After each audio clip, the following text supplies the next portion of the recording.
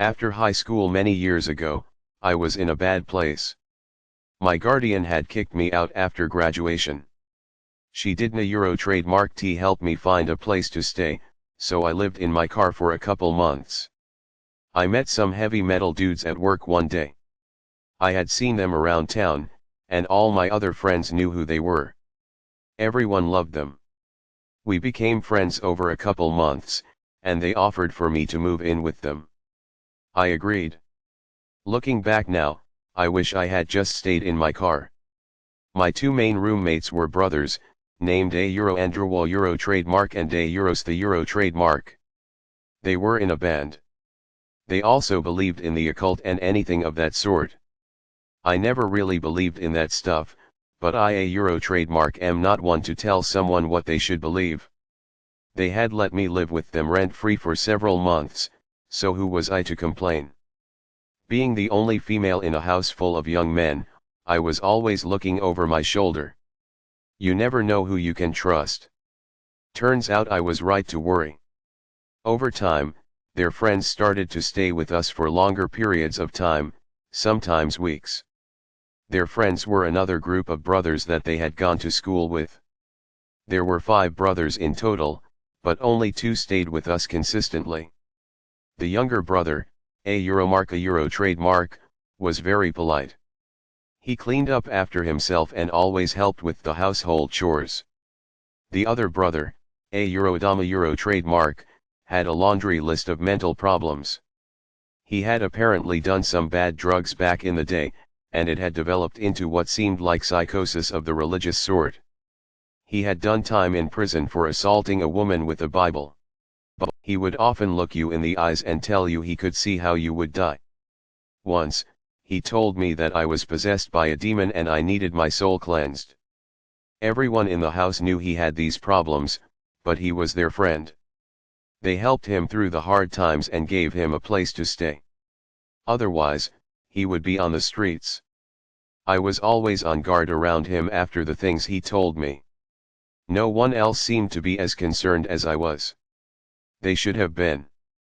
One day, I was sleeping and my phone rang. It was my boss. He asked if I could come into work an hour early.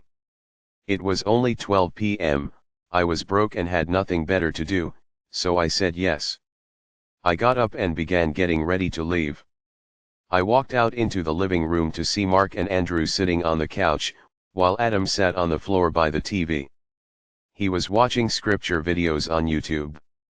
Some real end of days shit. That was fairly common, so I went about my business. I said goodbye and left for work. My shift at work was almost complete, when the phone rang. My boss answered, handed the phone to me, and said, "A euro for you, a euro." I was just a cashier, so I assumed it was a friend that couldn't a Euro trademark T reach me on my phone. I answered the phone and heard a Mana Euro trademark S voice that I didn't a Euro trademark T recognize. A Euro EI, this is Detective Williams. Something happened at your apartment today and we need you to come to the station to talk about it. A euro. I left work immediately. I had assumed one of the brothers had been arrested for drug dealing or something. I was very wrong. I got to the station and was buzzed in. An officer escorted me to a small, cold room with a camera. He gave me a bottle of water, and left me by myself for about 30 minutes. My mind was racing thinking about what could have happened. He came back in and informed me that Adam had stabbed and killed Andrew at around 1 p.m. I was shocked. I had just left the house an hour before it happened, and everything seemed fine. I asked if there had been a fight.